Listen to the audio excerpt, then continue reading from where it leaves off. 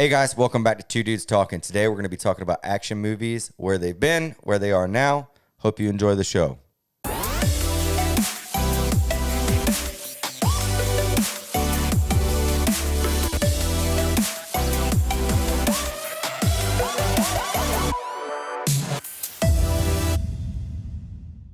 Hello, mate. Hello, mate. How are you? He's good. It's been a good day. It has. So what's new with you right now, dude? Just working, man. Just not a whole lot. Very exciting time still. Yeah. You know, existential crisis everywhere. Around every corner. No, I'm just ready to get into some action movies. Let's do it. What the old pew, pew, pew, pew, pew. It still gets me every time. Yeah. So we love movies, obviously. We like Can't stand them. Yeah. I don't know why I said that. Yeah. But they're not the same now as what they were 20 years ago, 5 years ago, 25 years ago. 50 years ago. Right. And I think it's neat how genres just change over time. Right. So action specifically, like they're great movies over every decade for sure, but I think certain decades just really got away with murder.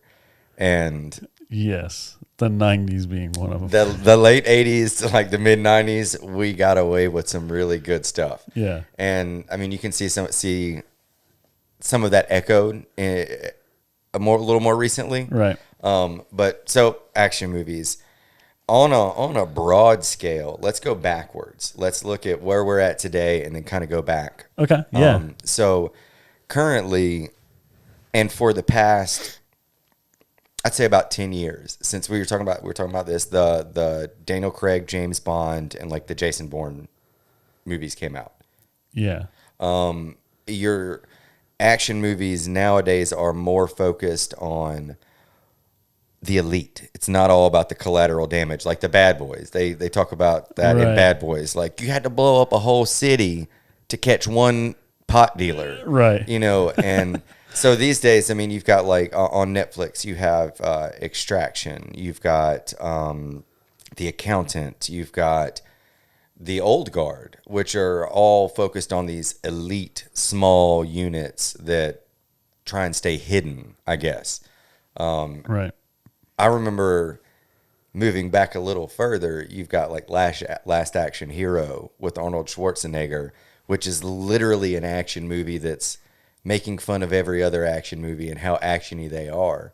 It used to be, I mean, it was just the more explosions, the better. If we can blow up this expensive car, we're gonna, because this is an action movie. And I think the culture has kind of developed a lot with that. Yeah. There's today action films have, like I think of Marvel movies or comic book movies. There's sci-fi fantasy movies. Right. Everything from Alien versus Predator to Lord of the Rings to Star Wars to Harry Potter, all that action type sequences in those. The Bourne Identity movies, the James Bond movies, those are like the quick cuts, super ridiculous settings, Right. Kind of focused on elite type things. But then there's also like Fast and the Furious. Right. And those genres, which are great. Guilty pleasure movies. Absolutely. That's probably been the same literally for the last 10 years, if not 20 years. Right. In the same kind of vein. I I think technology has a lot to do with it. Absolutely. I mean, we were talking about this before, foreign filmmaking. I remember Ip Man and Legend of Drunken Master and Enter the Dragon. Right. These movies shot on these just really, I guess they were good, decent, but just so old. Right. And it dated. Very, very dated. And as opposed to in America, like we had these super huge budgets, right? And we did shoddier work because of it. Okay, we're gonna blow up some cars today. Heck yeah! And this one, and meanwhile, Jackie Chan's over here doing a 30-minute choreographed fight scene, which is just sacrificing so technical. his body. Yes, and so technically done. So I guess this is more of an American thing. Yeah, but it's heavily so like it heavily influences each other. You know, Asian cinema, 50s, 60s, 70s, huge. Like they liked what we were doing, we liked what they were doing. Right. You know what I mean? And so, yeah, it's kind of, you know, it's like a marriage, if you will. They just keep getting better and better, Right. so to speak. I think they've kind of peaked with that here in the past 5 years. Netflix has gotten some. Yeah. I mean, this is speaking solely on Netflix. Okay, there's a studio, film production studio called Wogo USA, South Korean. They have taken a lot of our classic stories like Robin Hood. There's a film called Kundo, The Age of the Rampant, which is a South Korean feudal era South Korea story of Robin Hood. And Nice. it's so good. There's one about Moby Dick. There's one about all these things that we did. But at the same time, like they bring a lot of technical like it's so much more fine tuned and it just seems better. Right. But they do like now they do all the spinning like with the oh gosh, Crouching Tiger, Hidden Dragon. Those effects are now much more prevalent than they were 10 years ago, which is kind of the exact opposite of us. Right. Yeah, I think there's kind of a hierarchy. So you have the big budget Christopher Nolan, Marvel, James Bond movie that just gets absolutely more money than it needs Right. to do what it needs to do. Right. And oftentimes there's still a good story and there's still a good plot and character development, all that stuff. And it's a good movie, you know, like Inception or I've loved these Daniel Craig, James Bond movies. Same. Especially They've Skyfall. been my favorite Yeah. so far.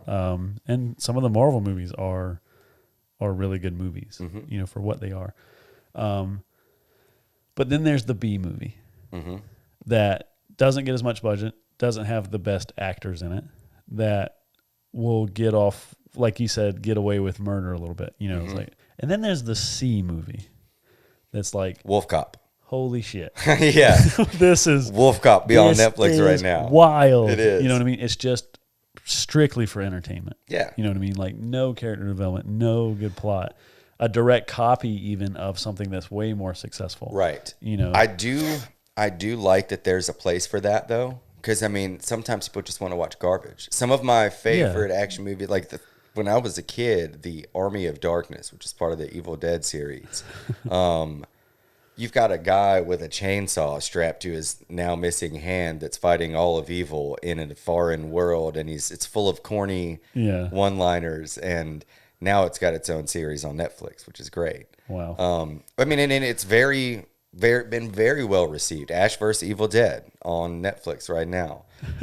But I'm such a snob about that stuff. see, I am in some regards, but like I will give something a credit, a chance on it. Yeah. Like I don't give a damn about a Sharknado movie. Yeah. You know, or stuff like, or where there is a huge audience that is like, yo, I want to watch this because it is cheesy, because it's just something to veg out on. Are you familiar with Troll Hunter? No. Okay. Yeah. I won't be familiar with 99% of these things. Right. Yeah. And they're great for somebody that just wants for what they are, which is me.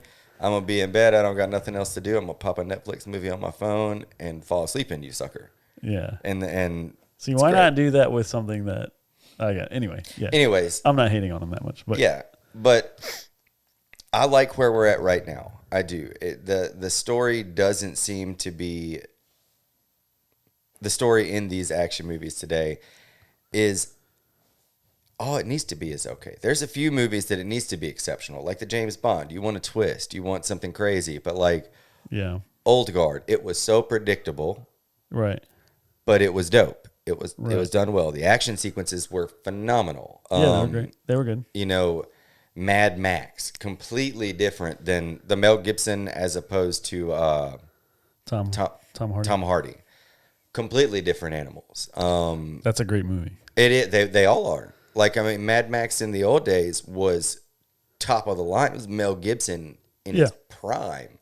And but then again, so was Tom Hardy, and that's a great movie, and that was Yeah. great stunts and Yeah. The redos of stuff get old, yeah, like Jurassic Park 5 or right, whatever they are. The Mad Max redo was, exceptional. yeah, like people are like, that's a dang masterpiece. Yeah, Like they love that movie. it's crazy the amount of time they spent inside of a vehicle for that one. Yeah. The green screen stuff is incredible. It's like action movies, as the technology is getting better, you're making more movies just based on the action Right, and not the story and stuff. and sometimes that's what people are wanting, which is great. Right. Yeah. Which is cool. Yeah. There's nothing wrong with what people want. Right, You know, they're, you but know, we you know, we look back at an old movie. I'm using specific examples. This is all. I mean, there's a million of them to pick from. right. But I look at Beastmaster. Can you pull up the date on how old that movie Yeah. is? Yeah. Yeah. You know, you got a guy that can talk with animals that runs around and destroys an entire cult. And I mean, the plot really wasn't that good, but the movie was dope. It's got Rip Torn in it. 1982. 1982. So this is a movie. This literally, this movie was made for $9 million. It made 14 in the box office, which is great for 1982. But this was probably a B movie. It would by today's scale, But maybe even worse. But you got to think about like 1982 when it was coming out. Like Return of the Jedi comes out a year later. Right. Doesn't have near the budget, Right. near the cast, nothing. But that's like, but yeah, it's Beastmaster. It's great. And it was an action movie in the 80s. Yeah. So people are going to see it. Right. Period. Right. Again, I've got to see what Return of the Jedi made just for comparison. Yeah. So keep this in mind: Beastmaster, $9 million. It made $14 million in the box office. Who knows what DVD streaming later, Whatnot. VHS sales, whatever. Yeah. So Return of the Jedi, 1983 film. It was. Let's see. It doesn't give me the box office yet. Box office. Wow. Okay. So what's he say? So this is the difference between the two. And this is only a year apart. You Right. know what I mean? So Return of the Jedi, a budget of $33 million. So 2.5 times what Beastmaster made. yeah. This movie has for a budget. Yeah. It made $475 million in 1983. So that's the difference. Right. So, but obviously Beastmaster doesn't have two films backing it. It's not part 3 of a really dope series or whatever. Right. But it's like that is the difference of Tenet, Inception, Avengers versus Old Guard. Right. These other movies and stuff. But it's like the reason why I think those movies do better too is they're getting good stories too, not just action, whatever. But that's a whole nother argument. But yeah, so I mean, action movies from today and then going backwards, like, yeah, so we're in the 80s now, basically. You have to rely on human stunts more so than CGI, Right. green screen effects. Terminator was huge. I think the first Terminator came out in 84, 80, Yes. maybe 84. Yeah, something like that. That had some crazy stuff going on. Obviously, some cute CGI stuff. Total Recall, same. Total Recall. Very similar. But like the Indiana Jones movies, physical stunts, that you had to rely on back then as an action movie.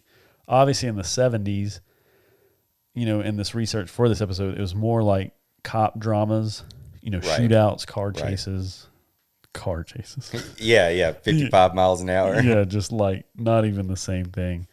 The 60s, we're looking at like hardcore westerns, but they're slow dramas that take it feels like these movies take a whole Sunday afternoon to watch.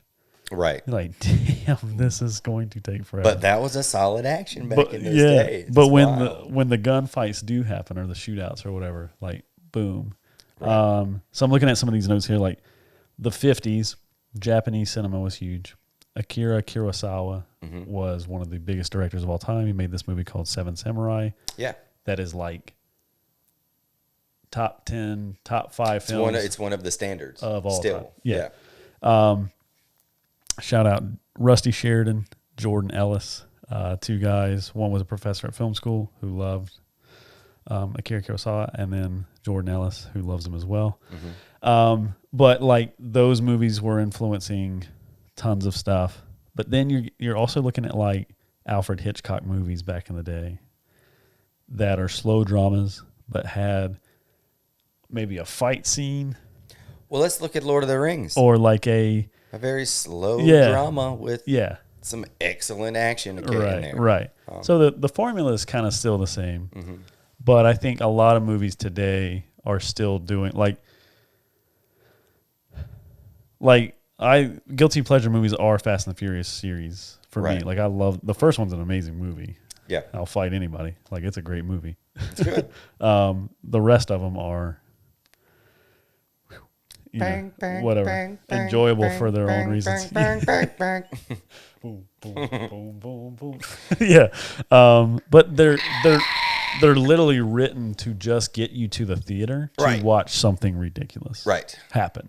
And I'm not saying like ridiculous like a submarine would come shooting up from beneath a huge ice shelf or something like that. Yeah, and they're like, oh wait, and they stop it just in time. Yeah, whatever. So, I think 90s action movies are great.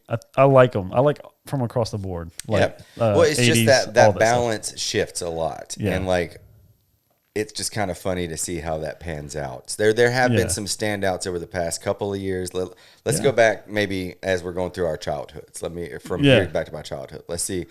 Of the past few, I think some of the more standout movies I've seen were Old Boy, which is a remake of a South Korean film. Stars Josh Brolin and also has Caitlin Olsen and Samuel L. Jackson. Was great. The past few, let's see, since I've been out, Ready Player One, one of the dopest. I'm going to throw that in with the action. Like the story was great, but like the visuals on that were so crazy. The race in that movie, the opening race was just mind bending. Let's go back to a few more years. Like I mentioned this one earlier, Kundo, Kundo, Age of the Rampant. One of the coolest stories in those days, or focusing on that time period that I've seen on film. Some really good westerns, like getting in that scene. Like I know when I was younger, Tombstone, great. Sounds good. I mean, I can't even include the military movies because there's so many. I can list them off real fast. Saving Private Ryan, We Were Soldiers Once and Young. Back to like Braveheart. Braveheart. And The Patriot. Back even further, Howard the Duck when I was a kid, and Beastmaster. I don't know. There's been some good ones, but there's movies like Jurassic Park. There's movies like Predator. There's Aliens. The big worlds like Star Wars. The little individual stories are all. There's there are the other blockbuster movies like E.T. and Avatar. Yeah, Avatar's good. God, yeah, Avatar. Tons of good movies. So like action movies aren't just there. There's not a category called action really. Right. A video store might put it in action. An action section, and have all the westerns, all the military. Or Amazon Prime will have action, or Netflix. But like they're really like, okay, it's a drama with action, or it's a comedy with action, or, so their action is every movie has action, a little bit, suspense, thrillers, all this stuff. Except for There Will Be Blood, which was a great movie with Daniel Day-Lewis. That's an amazing movie. No action, almost at all. Yeah, the biggest action sequence is when. The oil thing. HW loses his hearing. Yeah, that's it. HW. I take your straw. That's a great movie. Yeah, no action though. Hardly any action. But no, I think it's the application has changed a lot over the past couple of years. I like it. It's action is trying to keep your attention in a film. It's like, what are these characters doing to make me care about them. Right. You know, and a lot of that times it can be from the smallest action of a fist fight in a dojo to a submarine coming out of a, you know, Ice shelf. ice Yeah. shelf that's so ridiculous, or, you know, D-Day happening in Terminators, you know, or whatever. It's really like what makes these action movies good is how the characters in them are responding to it. How they're affected, yeah. Yeah, how they're affected to it and how they're coming out of it. Right. You know what I mean? Because, like, there's some movies that are like those Bourne movies are dope, but, like, some of those sequences are so long, you're like, I wish y'all would just talk now. Yeah. You know, like, I really wish you would just talk. Right. Instead of, you know, 5 minutes of this epic chase or whatever. Right. You know, Motorbikes downstairs again. yeah, jumping through windows, whatever. Yeah. But yeah, to me, it seems like as cinema has come up, there's more action for the sake of action. There's less story. Right. You know, with the exceptions in each decade, obviously. Of course. You know, course. I like movies like Gladiator, Lord of the Rings, Braveheart, Last Samurai that have these deep emotional conversation scenes, but then they go to those badass battle They go to the scenes. killing part. Yeah. yeah. Let's kill for somebody. sure. Yeah. You know, I like movies like Christopher Nolan, like Inception or Batman or some of the Marvel movies, you know, that have all this stuff. But yeah, action to me, I like where it's at too. I think there's a beautiful world even coming up. Like, I think we always talk about Ready Player One. It's just such a damn good movie. It is. It's just like, it was eye-opening to what can happen. Yeah. In our own reality with the Oasis and stuff, but like how you can make a movie now. Right. You know. So yeah, no, that one of the reasons I think that was so successful, or why I particularly liked it so much. I've seen so many movies using CGI that shouldn't, like The Hobbit. Right. I mean, I can't stand how much they used CGI in that. But this one, you know, the whole premise that that this entire story was taking place inside of a digitally constructed world. Right. Let them get away with so much, and they didn't try to get away with it. It wasn't a Last Action Hero where they did it simply for the sake of doing it. Right. They made it as pretty as they possibly could. Right. So I like that. Yeah. I think the reason why I don't navigate or come to those movies that are like B or C movies as much as maybe some of the other people is because having somewhat created stuff related to that. So it's like you appreciate the guys, the cinematographers, the animators that do the dope shit. Right. Versus some of the guys, like sometimes this is a reality. Like people that make those movies just because they know that there's a small audience out there that wants to watch a cheesy Sharknado movie. Right. Like to me, it's like, okay, you know, it's like buying a hamburger. You can buy a $17 hamburger from a restaurant, or And you can hope it's worth that. And you can hope it's worth, or you can go get the $1 one off the Right. dollar menu and know what to expect. Yeah, and know what to expect Right. and whatever. So it's like that. It's kind of that argument. You know what I mean? Right. But I think action movies are here to stay. Obviously, they're always going to be around. What I do look forward to in the future is I'm ready for another Last Action Hero, Okay. or The Expendables, or not these franchises, but another Tropic Thunder, where it plays off of successfully plays off of us. Yeah. You know, Yeah. I can't wait to see what the next one will be, because those I always appreciate. I love it when somebody can say, "Hey, we know that you put up with some bull crap. Let us present it to you prettily and give you something good to kind of hats off to you." Yeah. Like those three particular. I'm ready for. So there's The Dark Knight Rises. A really cool movie for a lot of reasons. There's 3 or 4 things in that movie that are just dumb as hell. And 2 of them I'm going to spoil this for people that haven't seen it, so get over it. Earmuffs. When Catwoman, shoots Bane, like with the thing, with the rocket launcher off the motorcycle. And she's like, this whole no guns thing, yeah. I mean, it's just such bullshit that you're just stop. Please. And then when the girl that I'm so mad right now. When the girl that plays Ra's al Ghul's daughter, when she dies in the car, she literally goes like, like she literally dies like that, and you're just like, this is the dumbest thing ever. Like, you had a great movie here, and you ruined it with a few cheap lines, trying to appease a mass audience. When what you're doing is you're trying to support the continuation of audiences being dumb. Right. Instead of challenging them to deal with something that is actually really emotional and human. Right. And that's that being what movies are. Yeah. A presentation of human things in a swallowable size of a pill. Yeah. I hate it. Yeah. Too. It's so I'm ready for a next action movie series. Like Star Wars did it, The Hobbit did it.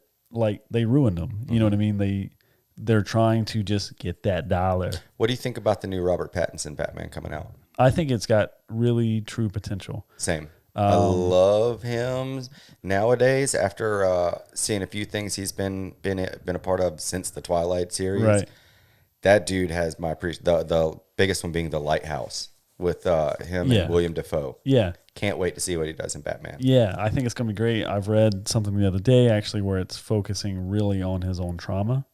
Batman's own trauma from his parents dying. Right. Sick. I think the only Batman movie that has done that, really, is... Joker. Is Val Kilmer's. Yeah.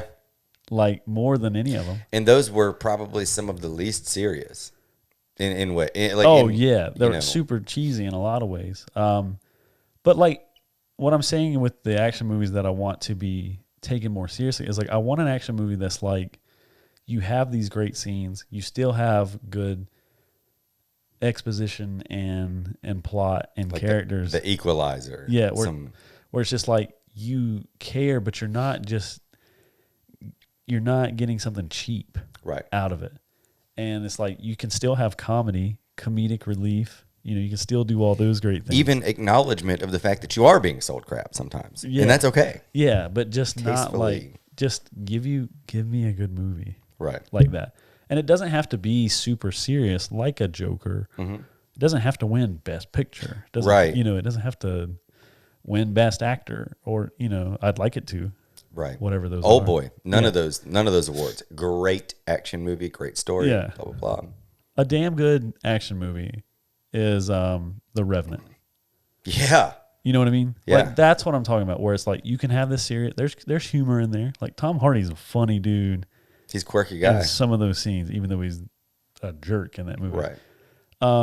But it's like you've got action, but it's not cheap stuff. No, it was wonderfully shot. Yeah. It was very well rehearsed. It wasn't overdone, but it was good. Stuff like that. You know what I mean? Where it's like, let's have everything. Let's have the cheap stuff. Let's have the B stuff, the C stuff, the comedic action, the whatever. But give us that too now. Like, don't take that away because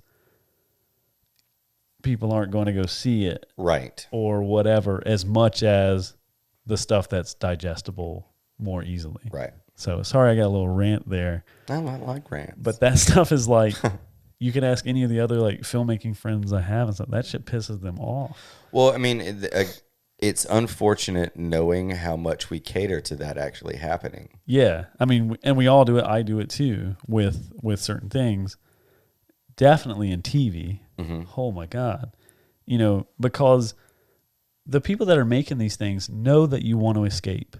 Right. And they know that they can take advantage of you and your dollar by making something that's just good enough. Right. They don't have to make, you know, whatever. Like James Cameron's making Avatar 2 and 3. The original release date for the second one was 2014. But he's been trying to manipulate all this technology and do all these things to make it the best that he wants to make it. Right. I don't know if the film's going to suck or not. It could. Dune's gonna suck. Yeah, yeah. But it's like that's way more effort you can appreciate Right. than them making a cheesy second and third movie Right. off of something like Jaws 2 and 3. Which are awful. Rise of Skywalker. Yeah, or Rise, the Star Wars. It's like the thing about Dune. By the way, that is a total I joke. can't- I cannot wait to see. Yeah, Dune. it's going to be a spectacle. Great movie from what was the original one, like 80s, 87, 88. We'll come Yeah. back to that. There's a guy, I think the author is kind of pissed that they're like, it's basically needs to be a show. Yeah. And it's like, that's what I'm talking about, is make the best decisions there to really do things justice. Right. You know what I mean? If something's better as a show, like Game of Thrones books or whatever, make it a show. Right. Don't cram it in a movie. Dark Tower. Yeah, Dark Tower. The Hobbit. Yeah. Do it right. Which is really neat, and I guess we got to close this up here pretty Yeah. soon. But some of the things that are coming out are great action things that have been around for a bit Yes. that are now going to be on TV. I'm looking forward to some things on television as much as I am in the theater. Same. The Silmarillion Lord of the Rings project on Amazon. Yep. Wheel of Time. Right. Also on Amazon. Get the heck out of here, dude. Those. I'm glad to see that they're doing that properly. Right. With the time, with the investment, with these huge mega Yeah. budgets for these projects. But Here's an interesting stat. yeah, So you know how like a lot of movies are based on their box office thing. Like obviously Return of the Jedi made $475 million. Beastmaster made 14. Some people love both of those equally. Some people love Beastmaster more. The money Right. that it makes doesn't determine if it's a good movie or not, but it does say something. yeah, It does say something that like, okay, at least that many people went and watched it. What I found really interesting the other day was Jeff Bezos, who owns Amazon, Uncle Jeff. could literally make a movie. It could be a 2.5 hour movie of this chalkboard right here. Mm-hmm. Literally put it in theaters, distribute it himself, charge $3 billion a ticket, or charge $1 billion a ticket, buy those 3 tickets himself, and have the top grossing box office movie of all time. Why haven't you done that yet, Jeff? You seem like the kind of guy. So what that says to me is like, it doesn't matter what the amount of money, Right. or any of that stuff that makes. In a way, It's yeah, just for sure. It's just a do things right, Right. do them right. And we seem to be doing a little better with it these days. Yeah, like movies in general, like action movies, all this stuff. Netflix, Amazon Prime, Hulu, these things are giving Opportunities for more stuff to be done the right way. to so many people that really want to. Younger filmmakers, directors, more diverse. Jesus, I mean, like, there's so many stories that have been redone and redone and redone just through Right. like a white dude's lens. Yeah. That yeah. is insane. That like you don't even know what you're missing out on because there's so many things that haven't been done yet. Parasite. Yeah. Yeah. Snowpiercer. Yeah. Ong Bak. Like, Chappie. yeah. District 9. I see these. That's funny. Like, I see these. I guess they're memes, but it's these kids or these young adults out in like these African nations who have a shitty hand-me-down camera Right. that are making movies that they've seen based on American films Yeah. that are just trying their best, and they're making dope Replicate, stuff. yeah. They have no excuse in what they're making. Like they're not using any excuse to make the art that they're making. Right. And it's like the dopest thing. Oh, I'm sure. And it's like, this is coming from like, there's what, 200 nations in the world? Maybe 190? There's like 4. Yeah. Just kidding. There's only the great US of A. Yeah. But no, there's like 200 countries in the world, some give or take, and like probably the majority of these, in at least the African continent, don't have a cinema. Like they don't have a means of even distributing it. Yeah. And it's like, what are all those stories like? Right. What are all the stories of South America like? It's like, it's a good time. Yeah. It's getting better. Good. So like, I know we got off on a tangent. I got really kind of heated there for a second. I'm sorry, people. I love you. It just means a lot to me. You know? But no, this is a good episode. I feel like action movies, they're dear to me. Yeah. You know. Some of my favorite movies, I get some of my favorite movies feature a good deal of action. Yeah. So I'm excited for Wheel of Time. Yeah. I'm excited for Lord of the Rings too. Can't wait to talk to you guys about it. Yeah, I think it's gonna be sick. So yeah, if you have any recommendations for action movies, A, B, or C style, I'm all about that Wolf Cop. Yeah, give me that C list. So what's that Sharknado 8? You know, or whatever. 800. Yeah, 800. Nah, give us a comment. Please share this episode, guys. It means the world to us. And definitely subscribe to the channel if you haven't. I know you need to. We got some cool prizes, you know, that we're trying to throw in there for people that are subscribing right now. So we actually just had our first winner. Yeah. Brian Cox. Shout we will him be out. getting you your signed painting here pretty soon, mate. Yeah, it's dope, guys. So tons of cool things going on. We've really enjoyed doing this so far. So we'll see you next time when we do a whole another one on Two Dudes Talking. See you guys.